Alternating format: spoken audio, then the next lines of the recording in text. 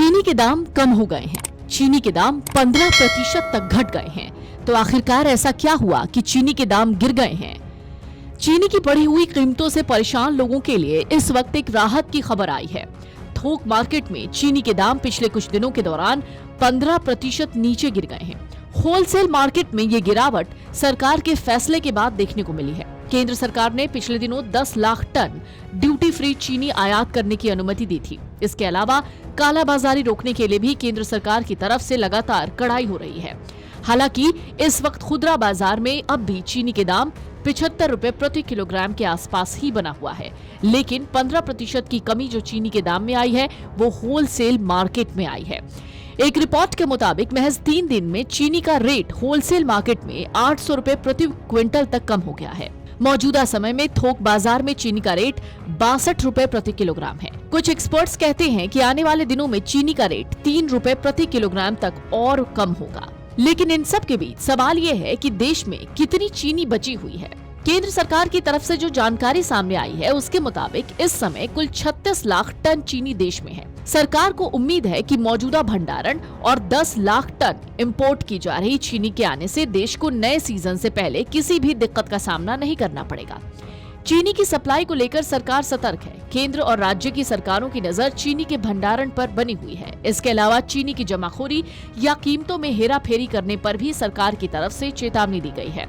आपको बता दें, Indian sugar and bio energy manufacturers association का कहना है कि देश में चीनी की कोई किल्लत नहीं है।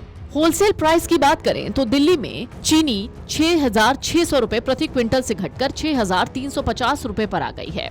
उसी तरीके से कानपुर में भी दिल्ली वाला रेट ही मिल रहा है। मुंबई में 500 रुपए प्रति क्विंटल सस्ती होकर चीनी की कीमत 6,250 रुपए पर आ गई है। 12 अगस्त से 22 अगस्त के बीच चीनी 14 से 17 रुपए प्रति किलो तक महंगी हुई थी। इस दौरान गुवाहाटी में इसकी कीमत सबसे ज्यादा हो गई थी।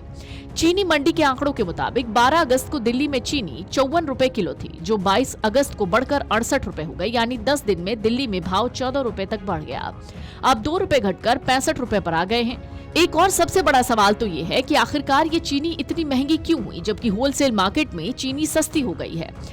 दरअसल एक्सपर्ट मानते हैं कि संकट केवल कम स्टॉक का नहीं है, बल्कि उत्पादन के गलत अनुमान, नीतिगत फैसलों और गन्ने की बेहतर किस्मों की कमी का नतीजा है।